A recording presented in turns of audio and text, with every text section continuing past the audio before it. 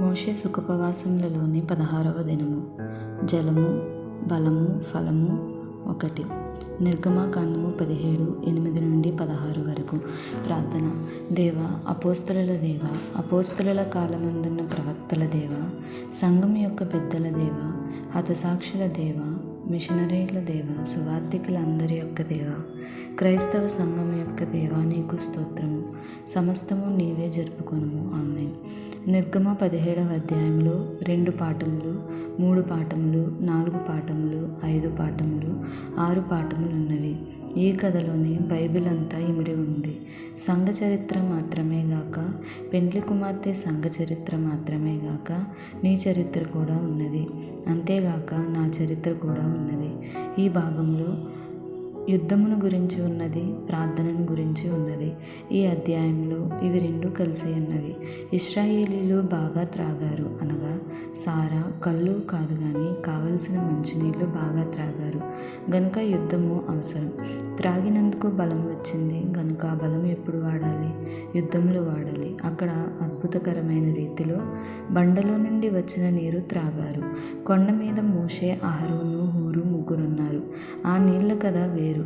ఇక్కడ కొండ మీద ఉన్న ఈ ముగ్గురు కదా వేరే. కొండ క్రింద యెహోషువ ఉన్నాడు, ఆయన పటాలము ఉన్నది.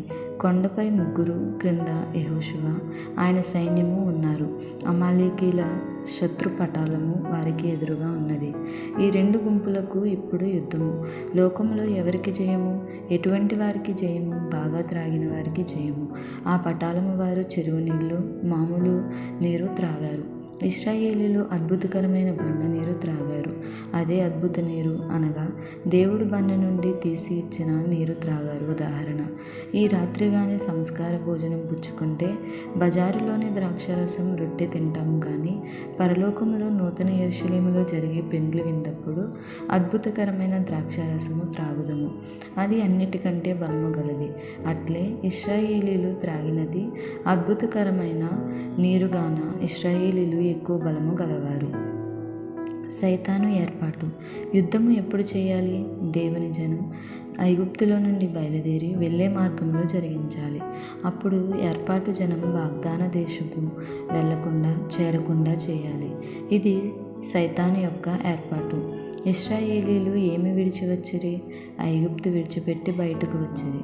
క్రైస్తవులు ఏమి విడిచిపెట్టి సంఘములోనికి వచ్చిరి? లోకమును విడిచి సంఘములోనికి. వారు ఎక్కడకు ప్రయాణము? వాగ్దాన దేశం. క్రైస్తవుల ప్రయాణం ఎక్కడికి? మోక్షానికి ప్రయాణం. అలాగే వారికి యుద్ధం జరిగింది, మనకును యుద్ధము జరగాలి. ఇశ్రాయేలీలకు ఎందుకు జయం వచ్చినది? ప్రార్థించుట వలన. మార్గంలో వారు అమాలేకీలతో యుద్ధము చేసినప్పుడు దేవుని బండలోని నీరు త్రాగినందున లోకస్తులైన వారిని జయించారు. లోకము ఒక ప్రక్క, సంఘము, పరలోకము మరొక ప్రక్క ఉన్నాయి. ఇప్పుడు సంఘము తాను విడిచిపెట్టి వచ్చిన లోకముతో యుద్ధం చేయాలి. సంఘమునకు లోకమునకు యుద్ధము. వారైతే బండ నీరు వల్ల జయించారు, మనమైతే సంఘమైతే, అనగా వాక్యోదకము వల్ల జయము పొందగలము. ఇప్పుడు మనము 3 దినములు వాక్య జలముతో నింపబడ్డాము గనుక ఇంటికి వెళ్ళి మనము వాక్య బలముతో లోకమును జయించాలి. రెఫీదీములో యుద్ధము జరిగినప్పుడు ముగ్గురు కొండెక్కిరి. వారెక్కింది ప్రార్థనా కొండ. చివరికి ఆ ప్రార్థనే కొండెక్కింది. వారు ముగ్గురును క్రింద నుండి పైకి, కొండపైకి ఎక్కినట్లు వారి ప్రార్థనలు పైకొండకు, అనగా దేవుని పర్వతమునకు ఎక్కినవి.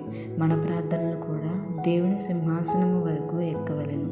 కొందరి ప్రార్థనలు మేఘం వరకే ఎక్కును గాని మన ప్రార్థనలు అన్నీ పరలోక సింహాసనం వరకు ఎక్కవలెను. కొండపైన ప్రార్థన, కొండ కింద యుద్ధము. మోషే చెయ్యి ఎత్తినప్పుడు జయము, చెయ్యి దించినప్పుడు అపజయము. ఇశ్రాయేలీలకు ఆయుధములు లేవు, అమాలేకీలకు ఆయుధములు కలవు. ఇశ్రాయేలీలది విశ్వాసమైతే అమాలేకీయులది అవిశ్వాసము. ఊరకే నిలువబడి ప్రార్థించుట ఏమీ కష్టము కాదు. పోరాడుట ఆయనే పోరాడును. ఇశ్రాయేలీలకు పొరపాట్లు ఉన్నను నాయకులు చెప్పినట్లు చేసి దేవుని వైపు చూచిరి. అందువలన వారికి అంతా జయము. ఆయన ఆలోచనకర్త గనుక వారికి ఆలోచన చెప్పును. ఇక్కడ సంగతులు దేవునితో చెప్పుట, ప్రార్థించుట. దేవుని సంగతులు ఇతరులకు చెప్పుట, ప్రకటించుట. ఈ 2 పనులు ప్రవక్తల పనులు. షరా అమాలేకీయులు ఎవరితో యుద్ధము చేసిరి? దేవుని సింహాసనమునకు విరుద్ధముగా యుద్ధము చేసిరి. దేవునితోనే యుద్ధము. మన ప్రార్థనలు వెళ్ళవలసినది మేఘం వరకు కాదు, అలాగైనా క్రిందకు పడిపోవును. దేవుని సింహాసనం వరకు వెళ్ళాలి. అమాలేకీయులు దేవుని సింహాసనమునకు విరుద్ధముగా వారి హస్తములు ఎత్తిరి గనుక ఈ ముగ్గురును దేవుని పక్షముగా చేతులు ఎత్తిరి గాని దేవునికి విరోధముగా కాదు. చేతులు ఎత్తినప్పుడు మాత్రమే జయము కలిగింది. అట్లే మనమును మన చేతులు ఎత్తి ప్రార్థించినప్పుడే మనకు జయము, శత్రువులకు అపజయము. ఇశ్రాయేలీయులు బండ నీరు త్రాగకముందు నీరు త్రాగలేదా? త్రాగిరి. అయితే ఇప్పుడు క్రొత్త నీరు త్రాగిరి. అలాగే మనమును ఇప్పుడు దేవుని వాక్యము ధ్యానించినప్పుడల్లా క్రొత్త నీరు వచ్చును. మధుర జలము, అద్భుతకర జలము, దేవుని సెలవు మీద వచ్చిన జలము, దేవుడు చెప్పగా వచ్చిన జలము మనకు అందును.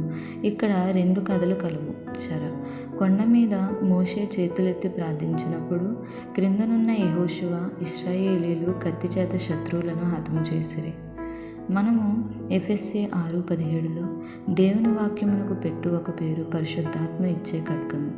ఇశ్రాయేలీల చేతిలో ఖడ్గము, కొండ క్రింద ఉన్న సైన్యం యొక్క చేతిలో ఒక ఖడ్గం ఉన్నది. అది దేవుని వాక్య ఖడ్గము.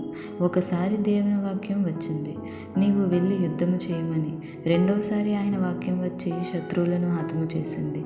అంటే అది వాక్య కత్తి. యెహోషువ చేతిలో ఉన్న మామూలు కత్తికి శక్తి ఇచ్చింది ఆ వాక్య కత్తి గనుక ఈ 3 దినములు మనము వాక్యం విన్నాము. ఆ విన్న వాక్యమే మన చేతిలోని కత్తి. దీవెన.